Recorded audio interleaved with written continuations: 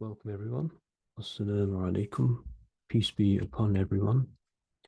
So a slightly miscellaneous video today, but something rather fundamental.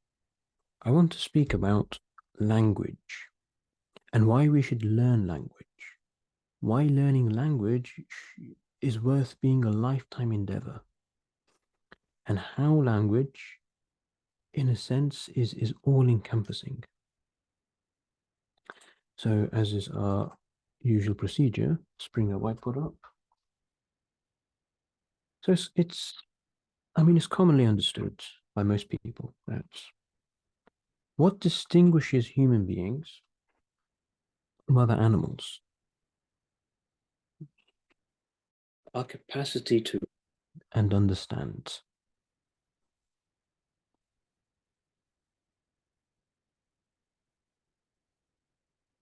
And at the heart of that lies the capacity of language.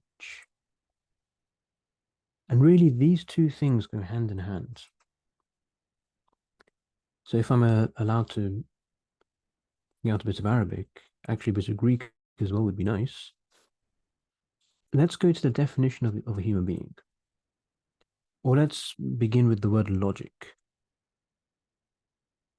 So, I mean, for our interest, the Arabic definition of a human being, what color should I use? Let's go in red. The way that, and this comes from the Greek philosophical tradition, the way that Arabic philosophers and Arabic logicians defined what a human being is, right? What makes an animal a human animal is as such.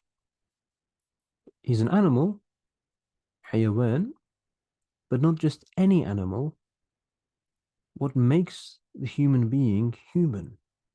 Because there's many things you can say. I mean, one famous definition of Plato is a human being is a hairless, two-legged animal. And when you think about that, I don't think there's any other animal which has no hair and walks on two legs. So that's a description of the human being. But is it a definition? Because the idea of a definition is you're getting to the essence of what the thing is. And I don't remember who it is, but another Greek philosopher, at least allegedly, he bought a chicken and he shaved all the hair off the chicken. And he said, he brought it and he said, look, this is Plato's man, right? A hairless animal which walks on two legs. So it's a silly story, but it shows that getting to the essence of a thing is important to capture what it is. So in this definition, what the human animal is an animal which can speak. حيوان ناطق. And you think, okay, that's true. But is it not just a description? I mean, maybe other animals can speak in some form, and in fact, we know they do. So then we might say it's because we have the most complex language. I'm sure that's true. But again, is it the essence? What makes us us?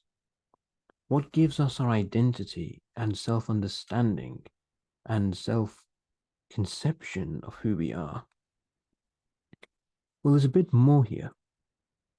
This word, natiq, comes from the root mantiq. At least it is derived from it. Now, this word here, mantiq, this means, let's switch this color, blue, let's go. This is the Arabic word for logic. Because you see, when they say a talking, speaking animal, what they mean by language is the capacity to reason. And even then, what is meant by the capacity to reason isn't just the idea to say 2 plus 2 is 4. In fact, I think there's evidence that other animals can do that. Other animals have some basic idea of mathematics. Again, maybe we do mathematics better than other animals. Again, how would we even measure these things? But is that the essence? We are who we are because we can add more numbers than anyone else? No. And we can reason that, if we know that people die, we knew that Socrates is a person, so Socrates will die. But again, that's just pattern recognition, is it not? Are we really the only animals with pattern recognition? I mean, if you have any pets, you know that's not true. Animals, in fact, one could argue, sense and recognize and actually respond to patterns much better than we do. All in all, I mean, human beings are actually quite lousy and dim-witted compared to other animals and how quick they can actually be. But going back to this, no, that's not what we mean here by language and reason. The capacity for logic, right? So we use logic in the idea of just deciding, of computing. No, the original signification of logic was a spiritual faculty. It's the ability to know the essences of things. Exactly what we're doing here. This is what language and logic really is. We can understand essences. Yes, we can speak, but other animals can speak. It's not the fact that we can make words, not the fact that we can put them together, not the fact that we can recognize patterns, but we do all this for a higher purpose, to the end of understanding the meanings of things. And that really does seem to be what distinguishes us. And as part of understanding essences, what's really put hand in hand with this is, therefore, the ability to distinguish right and wrong, good and evil. We understand that there are natures, there are essences, meanings, realities in the world. And therefore, it behooves us to act according to reality, in accordance with reality. What the Bible expresses as walking with God, to walk with God, as if God has a way in which He acts. And it's for us to act in accordance with that, to to have empathy, to be selfless, to treat one's fellow human beings as he treats himself as one part of a greater whole. That is good. Not good because it has a social advantage, but because it pertains to the essence of reality itself. Because reality is a whole. The universe, the cosmos, is one singular unified whole. And therefore, we should act in accordance with that whole and not be a distinguished part, serving only our self interests. That's what knowledge here means. It's understanding not just the essences of things individually, but in relation to all of being itself. Now, I might put over here, my knowledge of Greek, I will say, is not anywhere near as good as Arabic. I am learning Greek now, though, and hopefully in the future I'll make some videos on learning ancient Greek, because undoubtedly it's also an ancient, divine, and beautiful poetic language.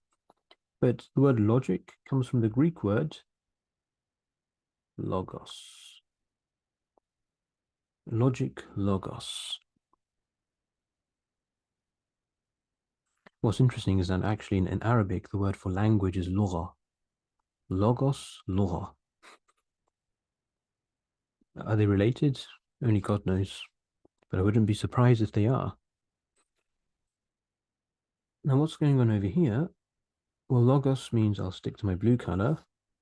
Logos is the Greek word for word, basically. Okay, no big surprise there. But no, again, go the other way around. What the Greeks are saying is that logic comes from the word. Same thing over here. Arabic, mantiq, comes from the word or speech, nutq. The capacity to understand the meanings of things, to apprehend the spiritual natures in existence, goes hand in hand with language. There is no language without logic. without spiritual understanding. But neither is there spiritual understanding without language. And this latter point is very profound, as if it's saying that if you can't or will not express what you understand to others, or even to yourself, because we can speak to ourselves, then you don't understand it at all. Which again, as if ties in this moral conception of language right from the get-go. Logic, language, in fact, we might even put this spiritual nature, the moral conception of the human being, they all go hand in hand. All these things constitute the human being, our fundamental essence, the spirit. In fact, if we want to go even deeper, we would say that the word spirit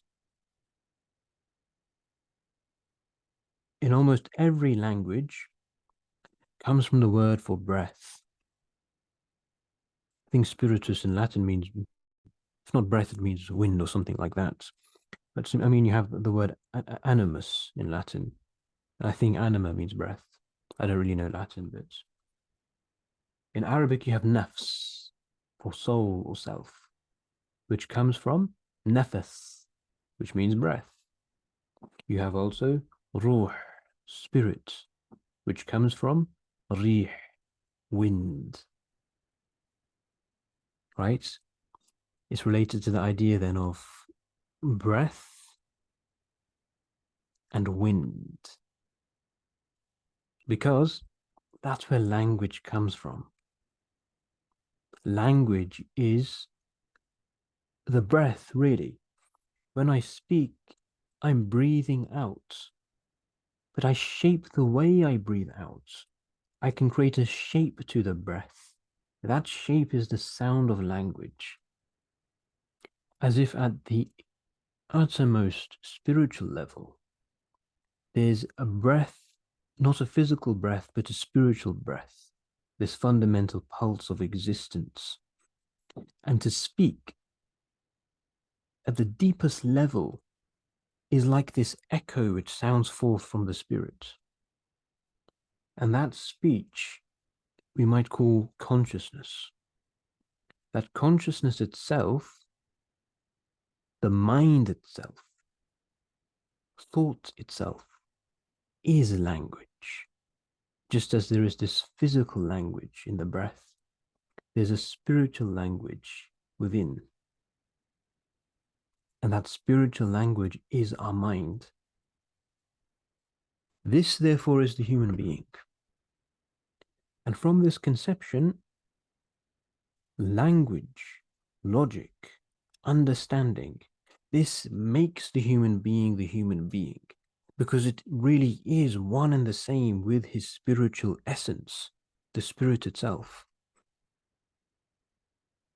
So that's the meaning and import and the purpose of studying language. And I've brought in these two divine traditions, the Arabic and the Greek, to demonstrate that. And make no mistake, both these traditions put language as the absolute basis of their civilization. Everything they did was established upon language.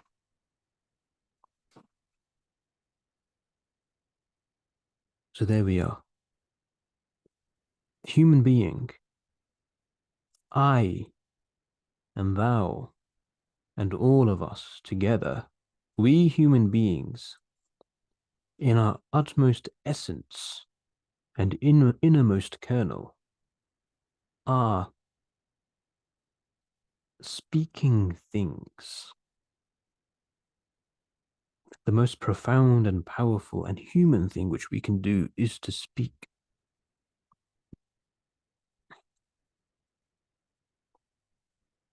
I shall use the word itself. What does the Bible say? In the beginning, well, there's two in the beginnings. In the beginning, God created the heavens and the earth. And also, in the beginning was the Word.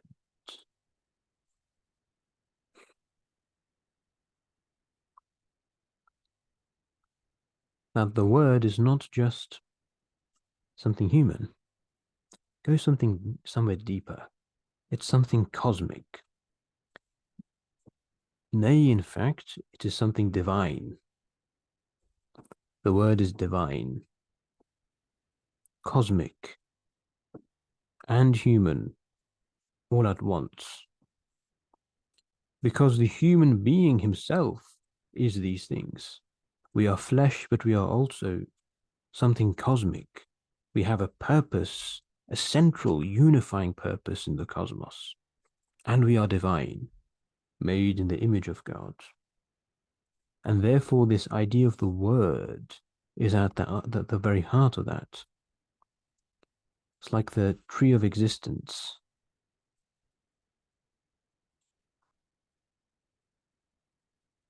There is the human word, which serves to connect to the divine word.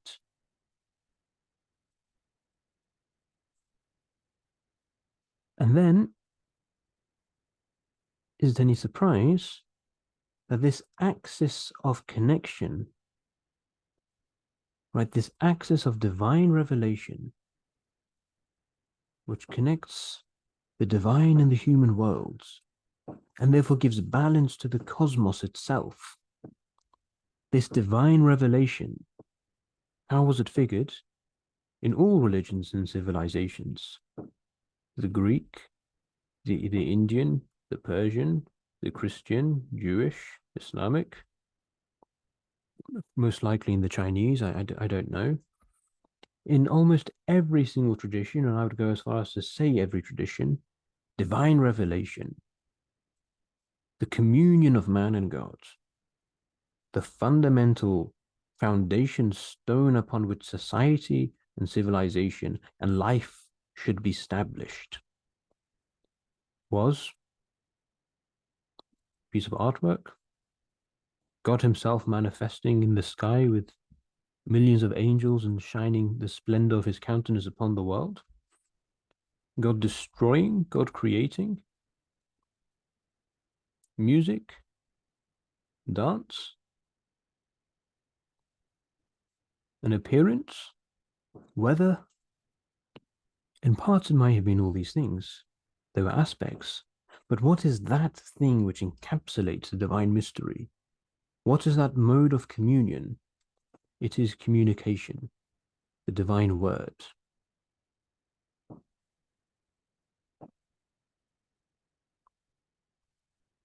There is actually a thesis about this. It's called the axial age that we see in human history, I think roughly about 3,000 years ago, or 2,500 years ago. This transition of society, the really big empire begins to form.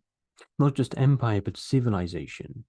Civilization bringing intellectual abstraction and sophistication to new heights, allowing people to do philosophy, science, mathematics, art, poetry. What allows all these things to occur is language, a common language. And what allowed a common language to be formed is the belief and shared collective understanding that language is something divine. So for the Greeks, you had Homer. Homer was the word of God, divine revelation for the Greeks. It was their book. Obviously, for the Hindus, you have the Vedas. For the Jews, you had the Bible. And they're all roughly occurring at around the same time, in the same age of humanity. And the coincidence is a bit too good to just be there, to be made up. Around the same time, it seems that there's a common book unifying everything together. That's the divine word, divine revelation, literally, usually a book. It usually begins as an oral tradition, but it becomes a book. The synthesis of all this is that what makes the human being is the same thing which makes the divine divine and the cosmic cosmic. And I might add here to our hierarchy of existence the political, because the human doesn't end there. The human creates a polis, a city on earth, and he seeks to recreate the order of heaven on earth. And the human being seems to think that that's very important, not just for himself, but that the cosmos itself depends upon him doing this work upon earth. That the heavens also rely upon earth, that this function on earth is fulfilled. And here more so, the unifying power of divine speech is brought into prominence. And so the synthesis of all this is the book. And that's the thesis of today. Because the book is language. The book is language. It is the logos, the kalima, the kitab. It is the unifying map or diagram of the word itself. It is the word, the divine word, brought onto earth and unified in human society. We have this idea that at the top of everything, the top of all of our society, that thing which stands above every human being, that thing which is above every social institution, that thing which is above government itself, and all polity, and all religion, and all philosophy, we have this idea that it is language or the book which structures that. The very reason that we have government is because we understand that there is a book, a legislation, something written down, which stands above us, which we are subordinate to. And that idea fundamentally stems from something profoundly ancient and divine. And therefore, all society and civilization has conceived that the study of the book is that lifeblood of society, the study of language. But here I'm going to make both something perhaps less intimidating, but also more personal as a note. Let's put aside fixing the world and fixing society. When it comes to fixing the self, I believe that the study of language is the single greatest thing. Because coming back to the first thesis, who are we? It said the beginning of wisdom is to know thyself, is it not? Who am I? What makes me me? And what is my identity? And whither have I come? And wherefore do I live? And where do I go?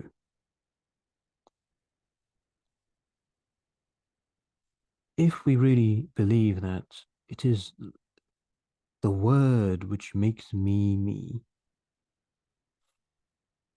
then the study of the word pertains to knowing thyself. And if you are watching my Arabic videos, I did say that to learn Arabic, or really to learn any language, especially an ancient language, is a journey to discover thyself, to know thyself. It is ultimately a journey of inward communion. And I would end this video by saying that this might all sound mental and intellectual. But I would say no, if you think that, well, it is, to not to deny that, but if you think it is only mental and intellectual, you haven't understood the word and what we mean by that. I'll pose this to you as the last question. What is a word? Yes, we know it's something I speak. Is that all? I said that thought is a form of speech, a more subtle speech. Every thought you have is a word in a sense. And I don't just mean, the sentences in your mind. I mean, in a sense, even emotions are words, are they not? Emotions have letters and they have their sentences. If that is the case, then is not action also a form of word? Every action I do, every foot I put in its place, is a word which weaves together into the sentence of my walking and my waking and my living. And all my action, the days of my life, these my works and days, form a book made up of these individual words, flourishing out from the roots of these primordial letters. And what be those letters? This is my question for you all, to meditate upon this, to meditate upon what the word is, and therefore who you are. And with this, we shall leave it here for today.